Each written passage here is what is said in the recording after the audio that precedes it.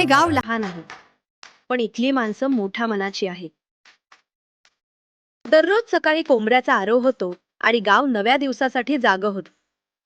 बाळू रोज विहिरीवर पाणी काढायला जायचा. आज मात्र त्याच्या हातातली दोरी हलकी वाटली. विहिरीत पाणी कमी झालं होतं.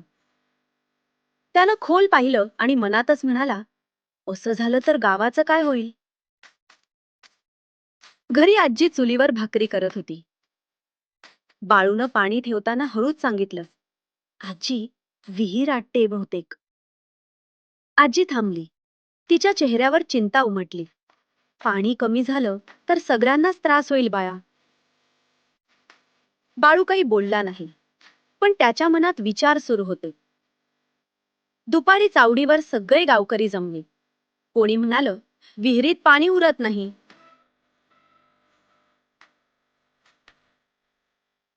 कोणी म्हणाल, असं चालणार नाही. पाटील पुढे आले. त्यांचा आवाज गंभीर होता. पाण्याची समस्या मोठी होतीये. आज उपाय सापडला नाही तर उद्या उशीर होईल. त्या गर्दीत बाळू शांत उभा होता.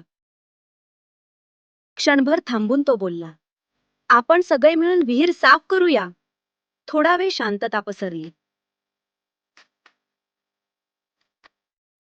मग कुणीतरी म्हणाल, एकट्यानं नाही जमणार. बाळू म्हणाला, एकट्यानं नाही, पण सगळे मिळून नक्की. पाटील हसले. उद्यापासून श्रमदान सुरू करूया.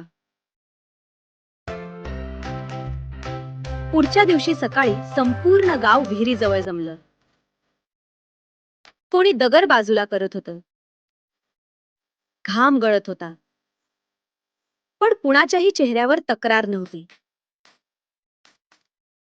बाळू दमला होता, तरी त्याच्या चेहऱ्यावर समाधान होतं. थकवा आहे, पण मन भारी आहे, असं तो स्वतःलाच म्हणाला. आजी पाण्याचा माठ घेऊन आली. थांबा जरा, पाणी प्या, तिनं प्रेमानं सांगितलं. 2 दिवस मेहनत सुरू होती. मग अचानक विहिरीत ओलावा दिसला. पाणी! असं कुणीतरी ओरडलं. क्षणात सगळ्यांचे चेहरे उजळले. विहिरीत पुन्हा पाणी भरायला लागलं होतं. संपूर्ण गाव आनंदात होतं. पाटील बाळूकडे पाहून म्हणाले, आज तुझ्यामुळे गाव वाचलं.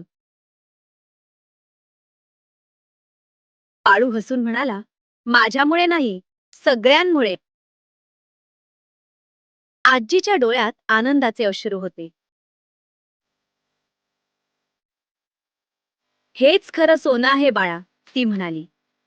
संध्याकाळी विहिरीजवळ हसणारी माणसं, भरलेले हंडे आणि शांत गाव दिसत होतं.